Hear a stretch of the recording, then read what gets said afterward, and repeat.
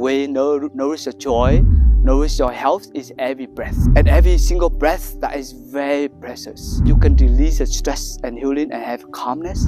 That's why healing happens right away. You make your own routine, and then every day you practice, you feel like you are changed. You cultivate vitality for yourself to nourish your health, nourish your body and mind, and healing.